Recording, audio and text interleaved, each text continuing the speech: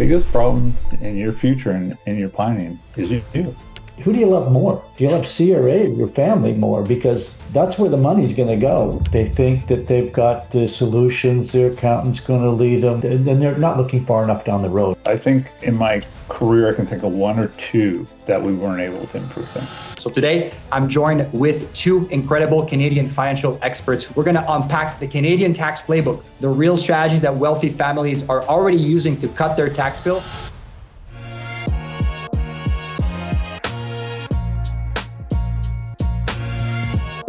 Welcome to Beyond the Bottom Line. I'm Joey Lalonde, your host, and this show is about pulling back the curtain, how the ultra wealthy actually protect and grow their money without the gatekeeping or the complexity. So today, I'm joined with two incredible Canadian financial experts who spent decades helping business owners in Canada reduce taxes and maximize their wealth. So first, we've got Mr. Simon Marples, founder of CanTrust Financial Services. Since 1996, Simon has specialized in helping business owners structure their wealth to minimize tax, protect their families, and build legacies that last generations. And joining him, we've got Mr. Bruce Deck. Bruce is a CFP, CLU, and RFP with over 25 years of experience in advanced tax planning for high net worth and ultra high net worth families in Canada. He's recognized as one of the go-to minds in Canada for structuring advanced strategies that not only reduce tax, but also protect and transition wealth across generations. So in this conversation, we're going to unpack the Canadian tax playbook, the real strategies that wealthy families are already using to cut their tax bill, protect their assets, and grow their legacy. So if you're an incorporated business owner watching this, you're not going to want to miss it. With that said, welcome to the show, gentlemen. Good to be here, Joey. Yeah, great to be here. Awesome. Well, Simon, you've been advising business owners for over 25 years now. I'm curious to know, what's the biggest tax mistake you've seen Canadian business owners make, and how did that moment shape your mission to build CanTrust? Well, if everybody gets really good at what they're doing and we all have our skills as business owners, we grow, we focus on growing the business. And the challenge is that we find out once we hit that success level, most people say, wow, look at the amount of tax we're paying. And so we're looking for solutions as business owners that are going to help us to reduce that tax levels. And in Canada, it's their number one personal expense. So they realize that there's a big need to really do something about it and focus on find solutions. What would you say, Bruce, on your end? What's the biggest tax mistake you've seen Canadian business owners make? Candidly, I think it's relying too much on themselves and their CPAs to have done the job thoroughly and extensively. And that's not to take away from CPAs, because I've been working with CPAs since 89, so over 30 years, and work quite closely with the CPAs to come up with a collaborative strategy. And it's usually better than what was in place before. I'd say 95 out of 100 times we're able to improve client situations. So the biggest mistake is definitely thinking that they have everything in place, or not paying enough attention doing anything, right? Or just getting halfway. That's very common across all the business owners. And I know, Bruce, that again, your thing is advanced tax planning, right? For high income families and high income business owners. So for the business owners that you're meeting on a regular basis, what would you say is the most eye-opening realization that they have when they see how much they could be saving legally whenever they implement some of your stuff? Yes, without a doubt. I think the amount of money that's trapped in the company and the taxation on that, sometimes triple, but generally double taxation on that. So when they die, there's a taxation, and then to get the money out to their family and loved ones, there's another tax. So that double taxation is a surprise to most business owners, and they don't know how to plan things properly to get that money out. So, everybody has a plan, or had a plan to get to where they are today, really, and they have a plan going forward. What we're finding in all these cases when we look at it going forward is we can always improve on what their plan is. I think in my career, I can think of one or two that we weren't able to improve things. Interesting. So you think that basically the business owners that has planned, there's always some stuff that they can do to improve that. Yeah, absolutely. And again, I have the most respect for the accountants that are the most trusted advisor, and they're doing, most of the work. They're doing all the reporting. If the, business owner is successful, there's a lot of parts and pieces that are moving along and years of history that are there, and even foresight. The good accountants will be planning for family trust, planning for optimizing the enhanced capital gain selection through 4 or 8 family members, as is appropriate to the situation. However, what we find is that even in those situations, even with the most advanced CPAs, tax CPAs, and I've had accountants say this to me, Bruce, what are you going to tell me or teach me I haven't already heard? From a second generation, very, very successful focus on business owners only, people that own multiple dealerships or multiple, industries, different industries, and are very successful. And the accountant, says, what are you going to tell me? And this was referred by an advisor, and the client and I were talking. He says, well, run it by my accountant. So we're having that lunch meeting. And I told him, I'm not going to tell him anything that he doesn't already know or hasn't heard, but it's how you put all the pieces together that, we specialize in. Yeah. And sure enough, over a period of a few months of getting all the client data, fact set, and then showing what the trapped tax bill is and how much money is making, and what not just today's problem is, but what tomorrow's problem is going to be, and what we can do about that to save millions in taxes. Even that accountant thought, yeah, this is a great idea. It's funny because that's a recurring theme. I think you guys are the 4th expert in Canada that we're bringing on the show, and it's kind of what we hear all the time is that one of the biggest mistakes is that a lot of those business owners are underserved, or they rely too much on 1 or 2 people on their team that for everything, right? They rely on the generalist to check their heart, to check their lungs, to check their foot whenever it hurts. So I think that's totally right. That's probably why you're relating that to there's always something more that we could do, because it's another perspective, it's another set of eyes, it's another set of specialties that you're bringing to the table, right?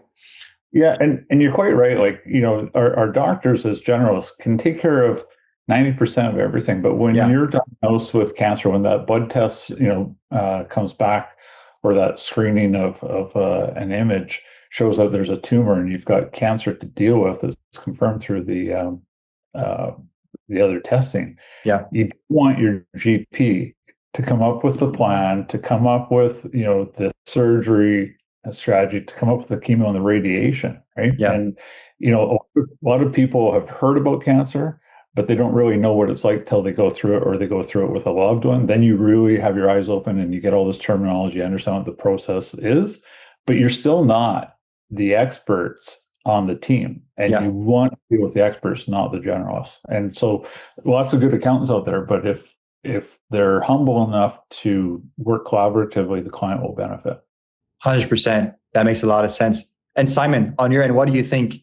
Why are most incorporated business owners in Canada leaving a lot of money on the table due to taxes? What is that reason, in your opinion? They don't know what they don't know. And it's a big, big challenge. They think that they've got the solutions, their accountant's going to lead them, and it's all been done. Their wealth guy's going to take care of it and all that. And they're not looking far enough down the road. Most of them are focusing on today rather than look 10 years, 20, 30 years down the road at what the outcomes are going to be. They're just focused more on the short term. And I think that's a big, big shortfall for business owners. And I've heard from, again, other guests in Canada, financial advisors, financial planners, that one of the biggest mistake a lot of entrepreneurs does is they don't plan well enough for their legacy and then their succession. And that's their biggest tax bill most of the time happens at their death or during their legacy, during their succession. Is that accurate to say? Or would you say there's another part that is even more important than planning for that, where they get eaten the most in terms of their net worth through that tax bill? Well, Bruce will probably have a few words to say about that, but the reality of it is that there's the estate tax, which is important. Yeah. And it's a big bill. But then there's how are they going to spend that money? How are they going to take that trapped surplus out of the corporation to live the life that they want to live? Right? It's not all about transferring wealth to the next generation. They want to create the lifestyle that they want to have. And so there's efficient ways to be able to do that. And again, most people just don't know what those are. Yeah, adding to that comment, I would say that the tax bill is probably, a quarter to a third of the problem. But while the business owner is running the business, there's a lot of taxes that are being paid that may not necessarily have to be paid. And there's ways to structure things. Then at the time of sale, and I come across this over and over and over again, even with good successful business owners that have good successful clients, even like big name, large accounting firms with a head tax partner who's super sharp, smarter than I'll ever be, but not asking the right questions and not really looking at things from all angles.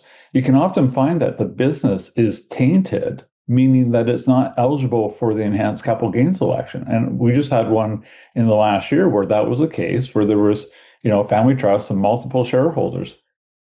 But because the company had been so profitable and putting money up to Holdco over and over and over again, the assets in Holdco made the whole entire thing not eligible for the enhanced capital gains election. So we were talking, in that case, it was, five people that at 1.25 million is 6.25 million that, because of planning will come out tax free. But, the planning had been done to structure it, but then it went offside and nobody was on top of it. And the client wanted to sell the business. And now he has to wait, 24 months to sell the business, or 12 months, to have it be pure, not long enough, so he can sell it and get that 6.25 million tax free. That type of thing, sort of, while you own the business, there's ideas. At the time of sale, there's ideas. And then in retirement, there's even more ideas to reduce taxes over your 10, 20, 30 years of retirement and at death. So there's really 4 stages that we can help clients to reduce their taxes, which is, for the clients that we deal with, always ends up in the millions or even tens of millions. That's really interesting. Yeah, we can definitely dive into those four areas. But again, just a question that popped up, because again, I'm a business owner and I like to think myself as the voice of the viewers watching this, the business owners watching this in Canada.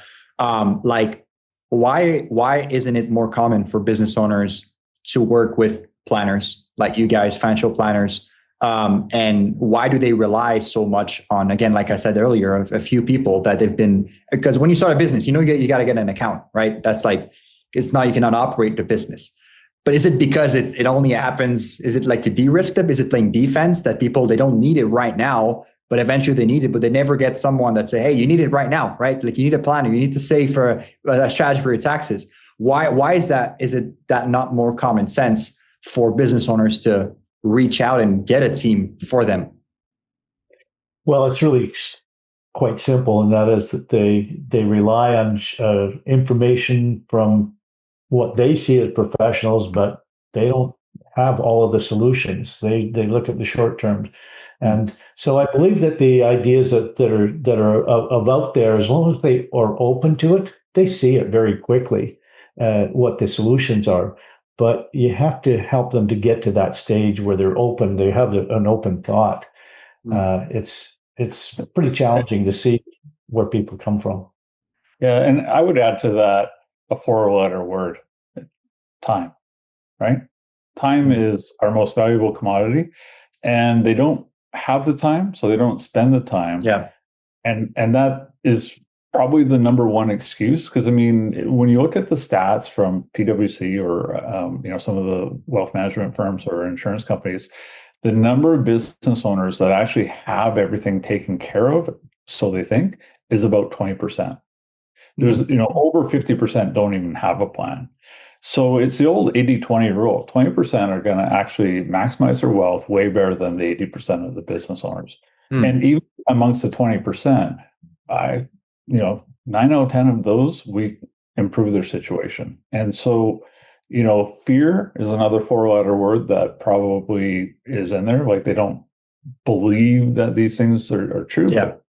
But we really stick to plain vanilla white ideas, We don't do, split dollar. We don't do, offshore stuff, international stuff. We keep it really plain and simple, and we add value in the millions.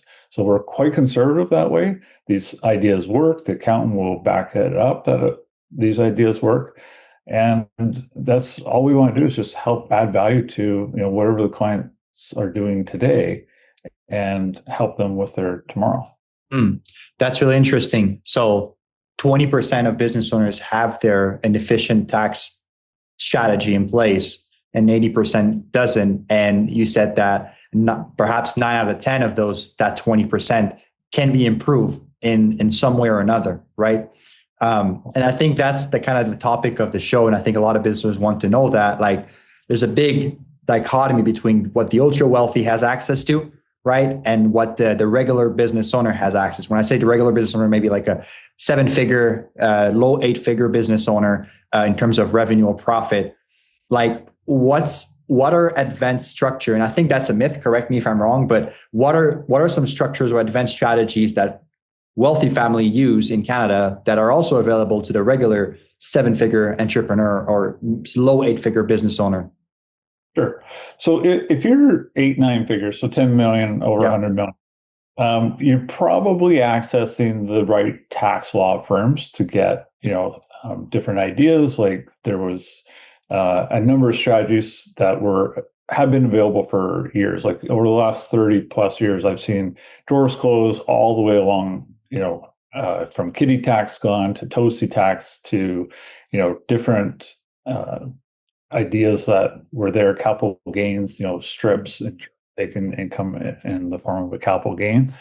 And those are all gone. The only thing that's left really is to use what we call a corporate TFIA, and that corporate TFIA works very similar to how a personal tax-free savings account works. And we end up helping clients to strip money out, millions and millions and millions of dollars out tax-free.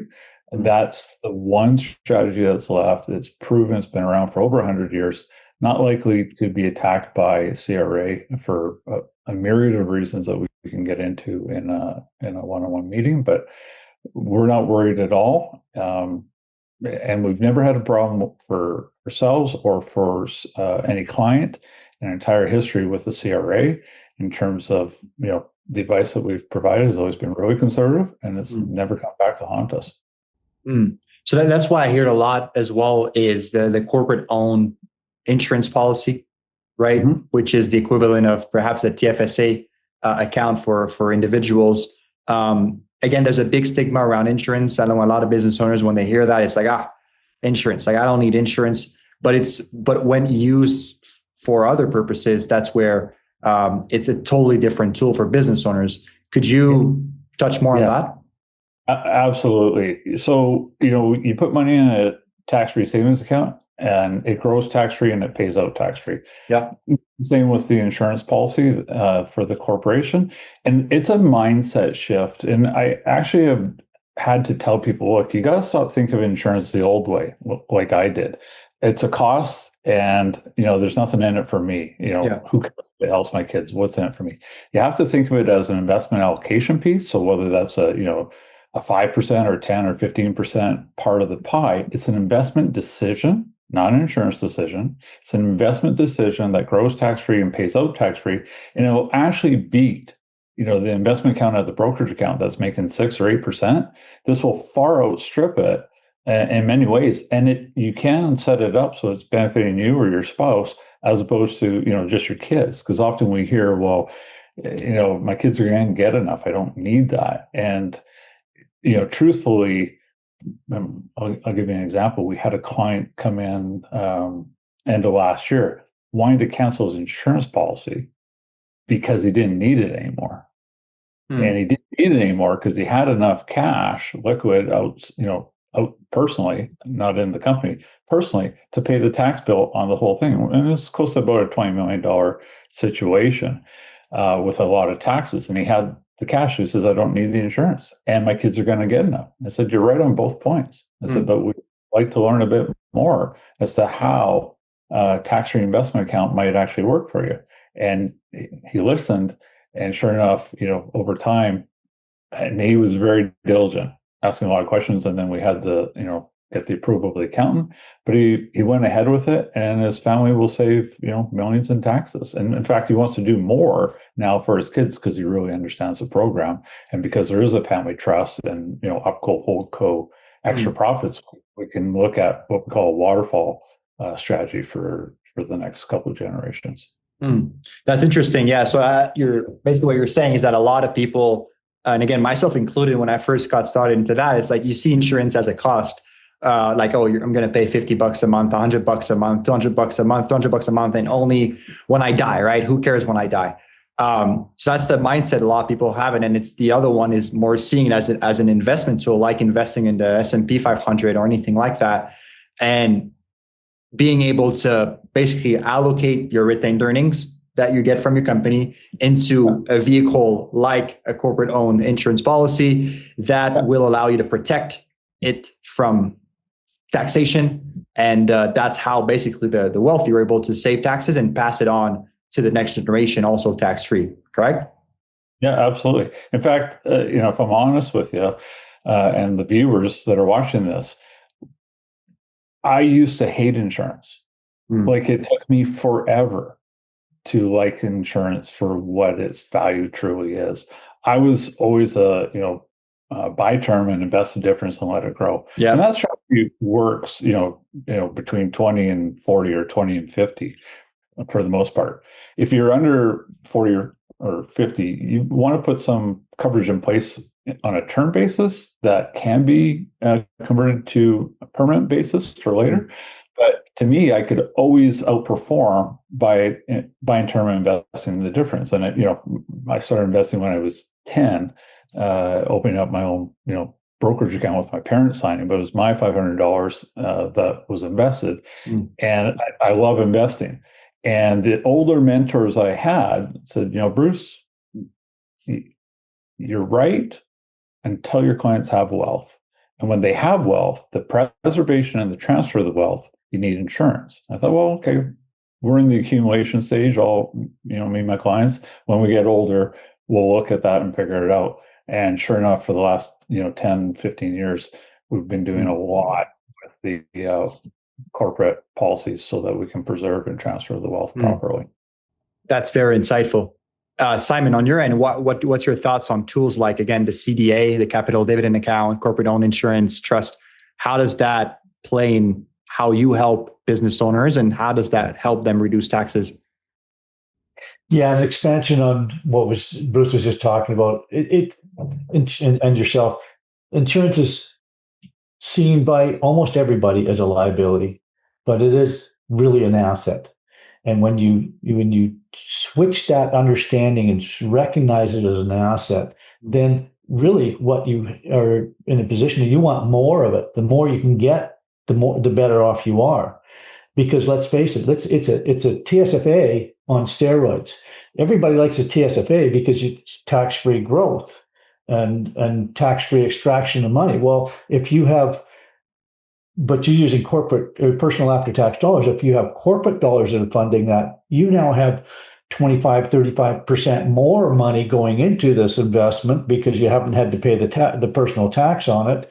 That's growing on an annual basis. That's compounding on an annual basis. So the growth on it is significantly more, and you can't beat it. There's no other vehicle that's going to get and the multiplier effect, Simon, right?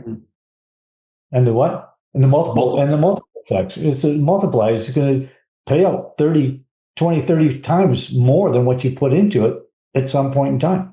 And what he means by that is you put in 100,000 or 50,000 and you've got $1 million or 2 million of face coverage. So there's two parts to the policy. There's the face amount of coverage, and then there's the cash value part. This grows tax-free and pays out tax-free, but you start off with 1, 2, 5, 10 million as a face amount on your policy. So you're always ahead of the brokerage account, and you'll always stay ahead of the brokerage account from an investment perspective. That's why, I know that this is a better return for all of our corporate clients than what the brokerage account is. And it's not to say that we're going to throw all the money from the brokerage because you need money to live off of.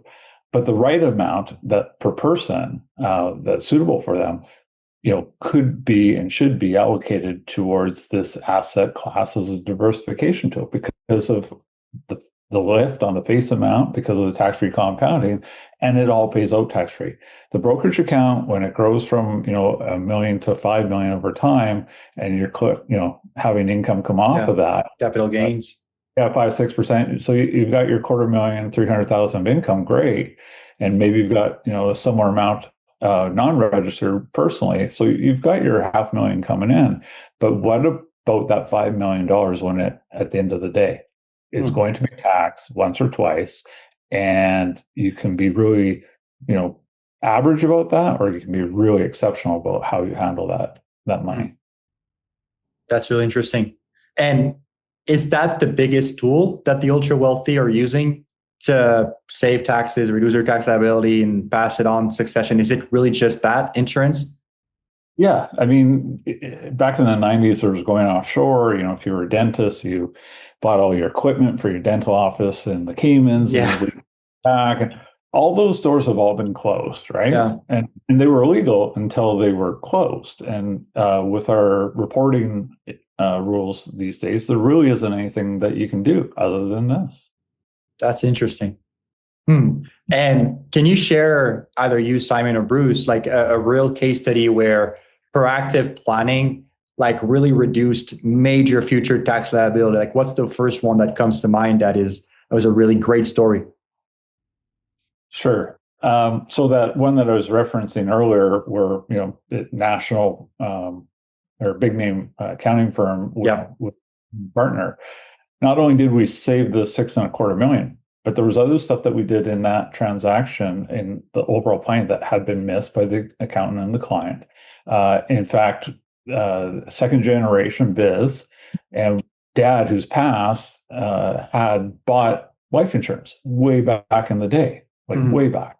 And when the life insurance companies demutualized, these Manulife shares, as a policyholder, you got shares in the company. They've never been sold. So the cost base is zero. And, say for sake of discussion and illustration, the market value was $1 million. So if the company sold that money, or those shares, and triggered that $1 million in gain, the company would have been paying, $250,000 in taxes. And then if the client wanted to take the $750 out, would have paid about, another $250 in taxes. So would have ended up with $500,000. But with the right questions and the right looking at the whole entire picture, because there's a lot of money that's in the company, there's a lot of real estate in the business, but then other real estate holdings, they've been bought by the holding company that needed to come out because they weren't part of the active. Long story short, he didn't really need the money. And I picked up that he was charitably inclined. So guess what? We ended up donating the $1 million of shares. When you do that inside a company, the tax bill for the company is $0. There's zero tax, not 250, not reduced by a third or a half. 100%. Zero tax. And the bonus, which most people don't know about, I've done this a number of times, help clients set up foundations with their excess. And give away money and then put more in and give away more, and the compounding within the donor advised fund that they set up is never taxed as well. So we're doing a lot of good in the world, from Africa to the Asia, and in our local cities, Vancouver and Edmonton, whatever. We showed this individual plan and then run it by the accountant, but the company paid no tax, and the company also gets $1 million CDA credit when they donate the shares. Whatever the gain is, the company gets a credit to the CDA account, which means that the client can take $1 million out tax-free. That's really amazing. The charity got $1 million, not 500 or 750. Yeah. The client gets $1 million out tax-free, and the company paid no tax on the sale. So the charity wins, the company wins, and the shareholder wins. Why wouldn't you do that? Yeah, I heard a lot about philanthropy that is really underutilized. strategy for most business owners in Canada and in the US to apply that and reduce their tax bill and do a lot of good stuff, right? I think we're talking about that. Instead of letting the government decide where they put your money, why don't you decide, right? Why don't you decide to where you put it? I think you get a much better bang for your buck when you help allocate it and direct it to the right purposes, and they're near and dear to your heart. So, of course, bigger impact on people's lives. So, one example in Edmonton, gentleman donated a lot to the Catholic Association up there, and they built houses and shelters and brought people off the street and helped them turn their lives around. That's great. I mean, what's the purpose of money if you're not going to do something good with it? Exactly. And I'm sure the government doesn't mind for you to do that as well, because, right, that like you're helping the community, you're helping them. So it's a win-win-win for everybody. So that's really good. Yeah. And Simon, on your end, do you have any case study coming to mind on applying those tax planning strategies that really help them? Well, I believe that there's dozens of case studies out there to utilize that we have, because I think that's what we do every day. When I take individual cases, there's so many. Like, I have one client who we've done a lot of work with, and he's been very successful. He's retired lately.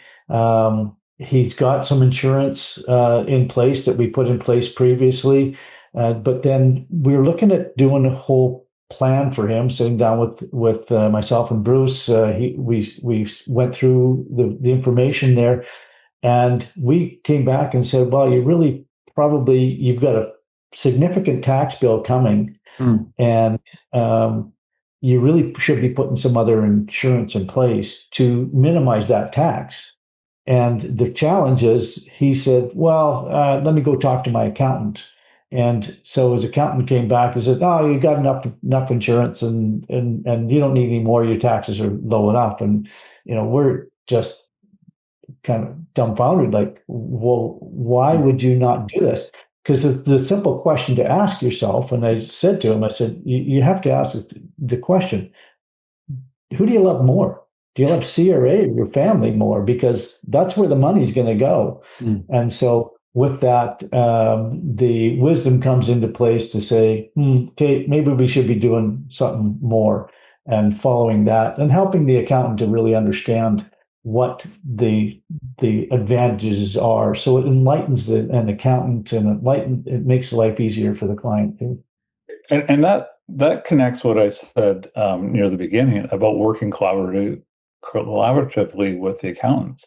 Like, I've been doing that, like I said, since the late 90s. I identified a freeze situation where Section 8586 was suitable for a dry cleaning business owner, so that the next gen, could have the growth of the business in their hands, tax-free, instead of dad just keep making it worse for mom. But when the accountant's not willing to get together, then the client actually really loses. Yeah. And so our next question or move forward with the one that Simon's referring to is, okay, we see the problem, right? And the accountant doesn't see the problem. And the accountant's saying, well, your taxes are low and you got lots of refundable dividend tax on hand, blah, blah, blah. We're only paying, 10, 12% tax rates. That's good enough. We don't need to do anything. And he's right today, but he's exceptionally wrong for tomorrow. Because when we look 5, 10, 20 years out, when mom and dad or client and his wife are gone, the money that's trapped in the company is going to attract not 12% tax or 18% tax. It's going to be closer to 40, and we can avoid that. And so our pushback is going to be, okay, we've done our plan. Let's see the accountant's plan. Let's see his calculations on what the taxes are over the next 10, 20 years and at death. And then we'll compare the two and see which is better. Because ultimately, this is about the client and whether that client's getting the right advice, whether it's fulsome advice that sees everything, from today till the end and all the parts in between. And we just want to help. That's really good. What do you think is the biggest mindset difference between those ultra wealthy families in Canada and the high income business owner making 7, 8 figures, but still doesn't have any planning in place? You know what it is? When you get to a certain point, somewhere 20 and up, you start to rely on teams of experts more than yourself. When you're, 10 or under, you're the decision maker. And you don't have that team of tax accountants working with a team of accountants, with a team of advanced planners like ourselves, or insurance specialists that are all working together, not silo, but being very collaborative. And I've done situations where, clients, 50 plus mil, and there's 9 companies, and you have to quarterback the egos in the room and get everybody on page to, who's leading this? Is it the tax lawyer, the accountant, the corporate lawyer, and get the clients and the professionals all working together. That when you do that, it's magical, because I'm not the smartest guy in the room, but I can see things that others can't. And when we talk about it, we come up with better ideas together than we do individually. That's interesting. Yeah. And I think I'm thinking as a business owner, like it's a bit the same way with growing your own business, right? When you first get started, you're the Mr. Everything, you're the chief everything officer, right? You think you can do everything better than anyone else. But the wise business owner, the business owner is making 8 figures, 9 figures, 10 figures. Well, Elon Musk's not doing everything in his companies, right? Like people always actually tell him that, or say about, he didn't build anything. It's his employees that built it. Well, someone had to put that team in place, right? So I think your skill becomes, how can you put the best team in place? And your financial department is also as important, if not more important, than your marketing or sales or operations department. So I think that's really great. What's your end goal? What's your vision, right? And then how do you get there? What's your strategy? And then who are the people? And then you got to execute, right? And we all know this. That's good. Simon, what do you think? How can entrepreneurs strike a good balance between growing their businesses, but also protecting their wealth from the CRA? Where does that balance comes from? I think the balance is really to start with what's important to them today, focus on their needs today, and then look at their long term. Start with the end in mind. Look, where are they going, and what we got to do to customize a strategy for that individual, for him and his family, and that is going to take care of them, but it's going to take care of their family. It takes care of their business. It makes sure that everything's in line, as opposed to just, well, I hope it all works out, because that's really what a lot of people go with. Yeah, that's good.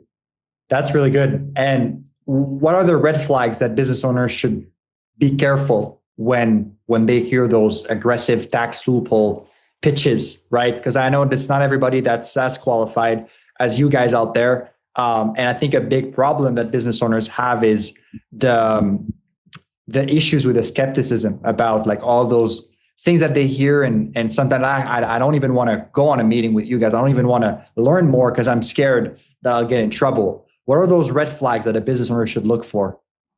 So if it sounds too good to be true, it probably is, as the old adage goes. But I know this from investment experiences where, we've had doubles, 10 baggers.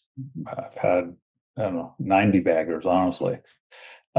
Sometimes things are both good and true. And so discerning between the two is really important. And I would say there's certain strategies out there that the CRA is putting on their radar, and they're going to go after. And you want to avoid those ones, right? If it's international, it's going to have a lot more risk than a domestic. And so beware of that. Beware of what that risk looks like, because a friend of mine is a tax lawyer for forever. He's won Supreme Court cases and precedent-setting cases. And when his client finally won after 5 years, I think 5 or 6 years on Section 55, 3 months later he died. And the wife said, "Yeah, won the case, but lost his life due to all this." And so, what are you signing up for? What does that look like really? And what is your true risk tolerance? Do you want to be in a fight with CRA for years and spending even more money and then maybe be hit with penalties and interest. I'm not interested in that. I don't want that for our clients. If a client wants something like that, that's not the right fit for us. I would really caution people to do their homework. What do you think, Simon? Well, we have to really start with where you are. Where are you today? And doing that homework is important. One of the things that we always look at is that's super important and starting today is taking care of your family, making sure your family continues to live the life that they're accustomed to. And that's where the insurance comes in, and everybody thinks that that's a reasonable thing to do. Well, if you can turn that into an asset, then that's a big, big, big advantage. You protect your family and you grow tax free. And then the other side of it is make sure that as a business owner, your lifestyle is protected. So we put critical illness insurance in on them. It's important because statistically, people don't die from a serious illness, but they're out of the picture for 6 months or a year. And how is that going to affect them and their family, their business financially? Put the critical illness coverage in place. You have insurance, all kinds of insurance for that the people like to have, their house insurance and their car insurance and business insurance, etc. Well, this one here, you can put it in place, and then if you never use it, you never have a claim, which is what we hope. Yeah. You get 100% of your money back, and it's guaranteed. And so there is another example of how insurance is an asset rather than a liability. And that money, when you get it back, it comes back into your pocket tax-free. Well, that was funded by the company, mostly funded by the company, and you get that money into your pocket tax-free. That's a big advantage. So it's really thinking about the bigger picture, starting what's important today, where are you going, and creating a very tailored plan to meet your cash flow, to meet your needs, and to deal with things down the road. And have that team of people working with you to support you. And that goes back to it's a cost. So your house insurance is, your car insurance is, your business insurance or commercial building, that's a cost that's sunk. But if you could get all that money back, if you never had a car accident, if you never had a fire in your house, if you never had, something go wrong with you, if you could get that money back, it's not a cost. Yeah. Wouldn't that be a great thing to sign up for? And that's what Simon's talking about. Yeah, it's really good. If you could rewrite one money belief that Canadian entrepreneurs have about taxes, what would it be? It's your number one expense. And so I need to consult with people who know and understand that. I can't do it myself. We are all good at something. Nobody's good at everything. Who do I need to consult with to find out how to minimize that number one expense that I have? And I think that that's where they need to start out with professionals like ourselves to be able to do that. Bruce, anything different? No, I think the biggest mistake that business owners make, and I said this at a tax conference, business succession planning seminar that we were part of with a tax lawyer, a tax CPA, business valuator, and a CRA litigator, and myself for the advanced tax plan to pull it all together, and I emceed it.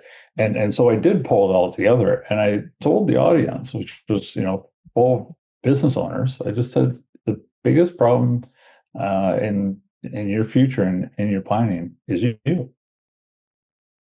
Because often you aren't doing it, you think you got it, you think it's done.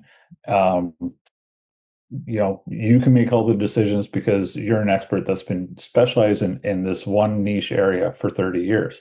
And it's not true. So if they can, again, be humble, like the accountant needs to be humble, like I need to be humble. If the business owner can be humble and say, help me understand. What about this and what about that? It's just an exchange of information. That's all we want to do is exchange information and help the client by understanding where they're at and what the facts are, what the goals are, where things are at. We're never going to recommend something that's not good for somebody, I don't need to make a sale. I don't need to do anything. I don't need to go to work. I'm financially independent. But I'm there to help. And I get up in the morning because I want to help families keep their money and pass it on to a family, put it into philanthropy, do something good, as opposed to going to CRA, which is just a black cesspool hole as far as ROI goes. That's what gets me up in the morning.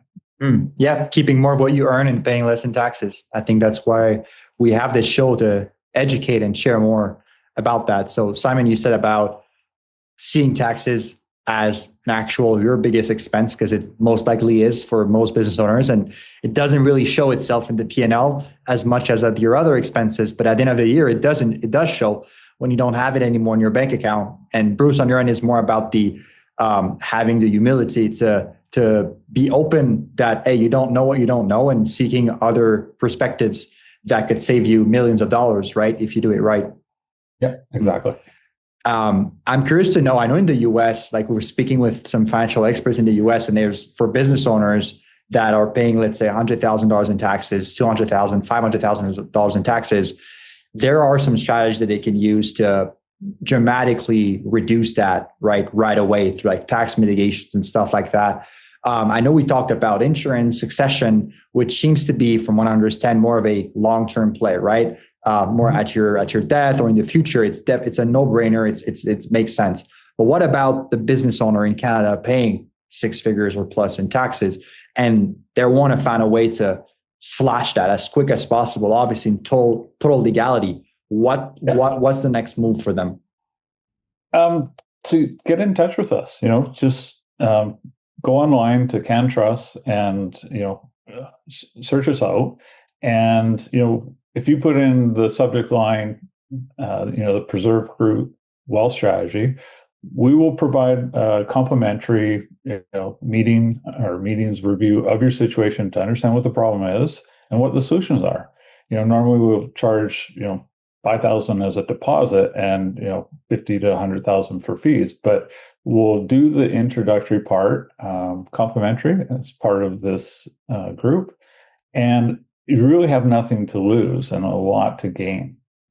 And is there anything you can share about, like, some strategies that you guys use for that? Like, what is the main thing? So, Joey, there's 20 different ideas, right?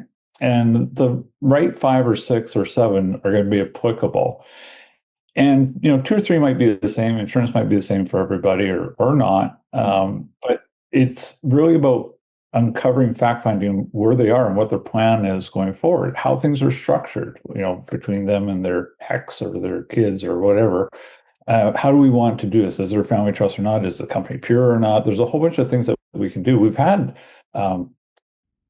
referrals from you, and they come in and they've got the accountant, they've got the investment guy, they got an insurance guy, they got a financial planning guy, and they've got it all together, and but came in just to hear what we had to say.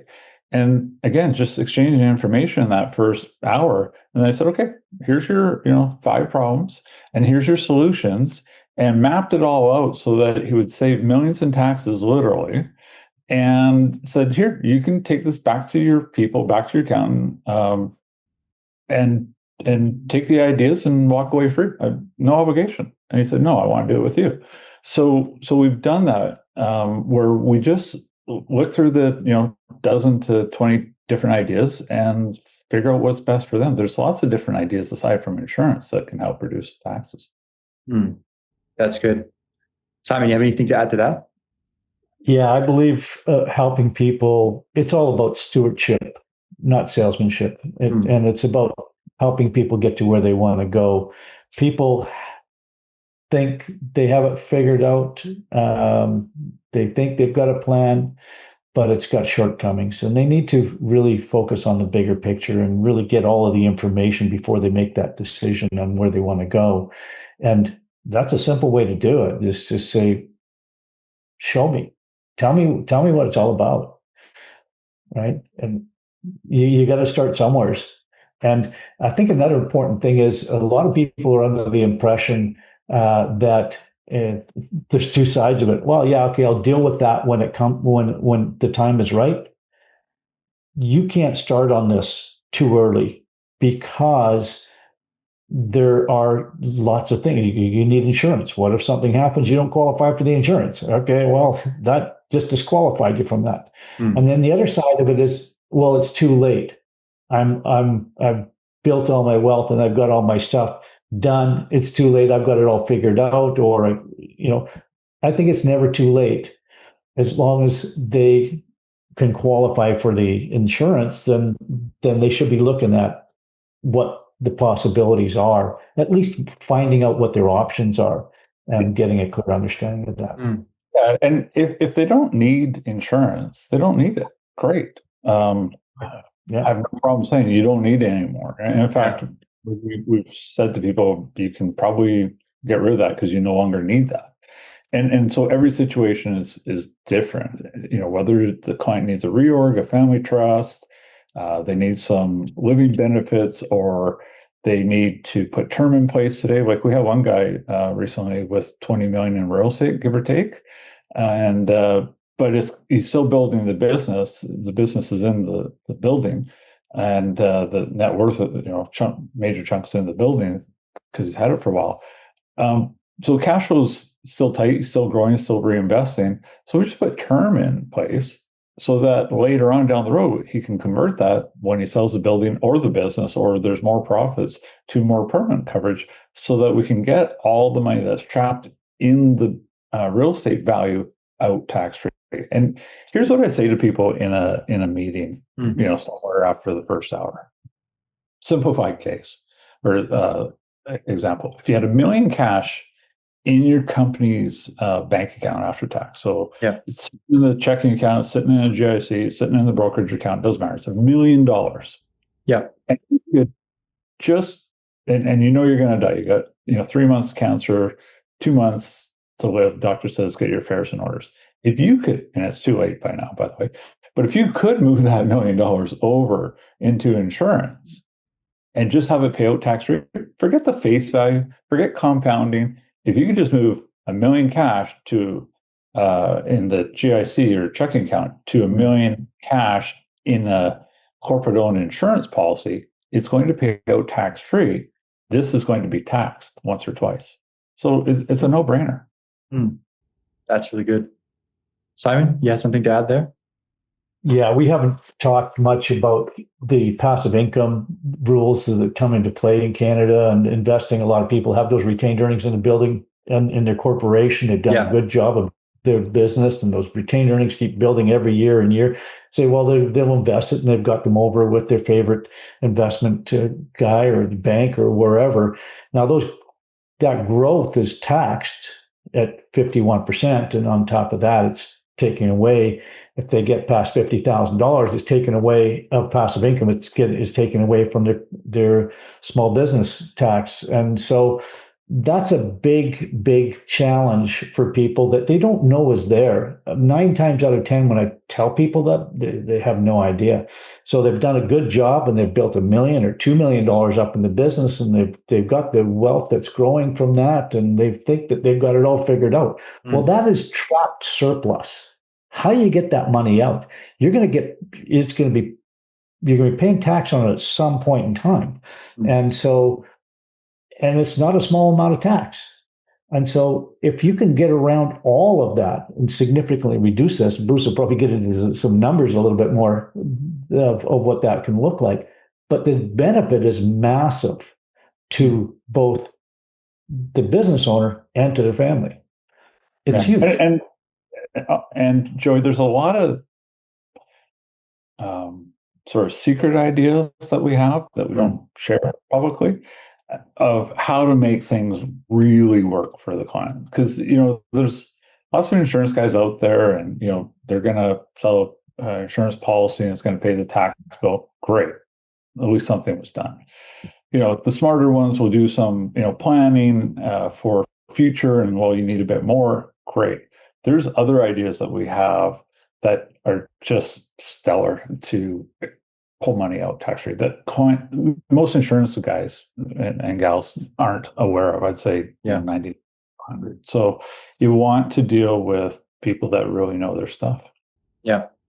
That's what I hear a lot. It's getting the planners, right? And I think I think Jeremy was saying that like insurance itself is a commodity. It's like getting a steak, right? If you get a ribeye, like a ribeye is a ribeye, an insurance policy is an insurance policy, but it's how you put it together, this in which sequence, and who does it for you, right? Are you going to get it at the cheap store at $5, or you're going to get at the best restaurant downtown Vancouver at $100, right? It's different. It's different in the way it's prepared, and it's going to give you different outcomes depending on how to use it, right?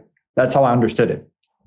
Yeah, and I appreciate the analogy, but the difference is if you deal with a rookie or somebody that's not as experienced, they could even have 20 years, but they don't know enough. Mm-hmm. It will cost you millions of dollars compared to dealing with, an advanced tax specialist.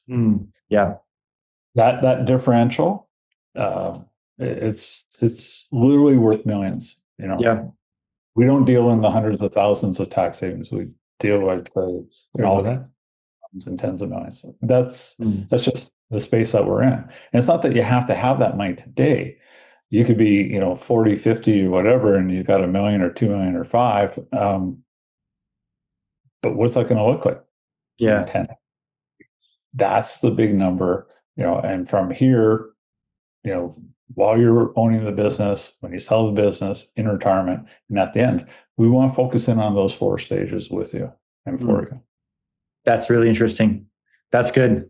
Simon, on your end, is there anything you want to add before we close this off about just adding value and educating the business owner in Canada that wants to reduce their taxes and use the same strategies as they hear all the time by the wealthy? If you want to maximize your wealth, start with minimizing your tax. And if you do that, think about that, you got a whole lot more money to grow if you've saved 70, 80% on tax. Yeah. Which is really what happens with these structures. And talk to professionals. There's so many advisors out there that may have their heart in the right place, selling insurance, but it's got to be structured properly. Yeah. And I just ran into some this week. Got lots of insurance. He's a very successful business owner, but he's paying for everything personally. I went, what? So we're changing all that for him. So it's doing the right thing by talking to the people who know and understand what the needs are. We help individuals once we get a good, clear understanding of where they're going. It's not a one size fits all. It's tailored to every single individual. What's their need? What's their cash flow? What's their goals? What's their vision? Where they want to go? Now you've got something that's you can sink your teeth into and you feel good. The whole idea to us is you want to create clarity on where they are.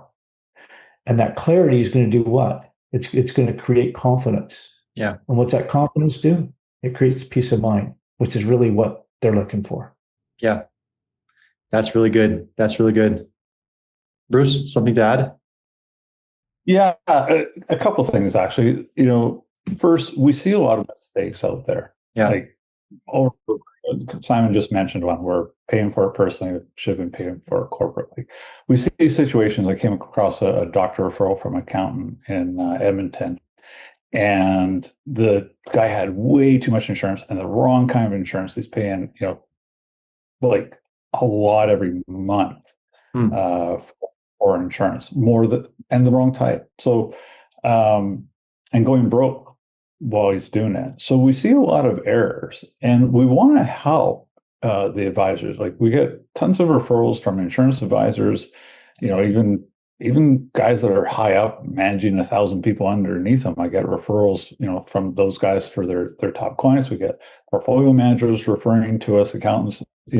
We work collaboratively, and we want to create the best outcomes for clients. And so we don't mind sharing the ideas with insurance advisors as well, so that we can help the clients have the right plan. That's the most important thing, is doing it right. And you don't know what you don't know, as you said earlier. So yeah.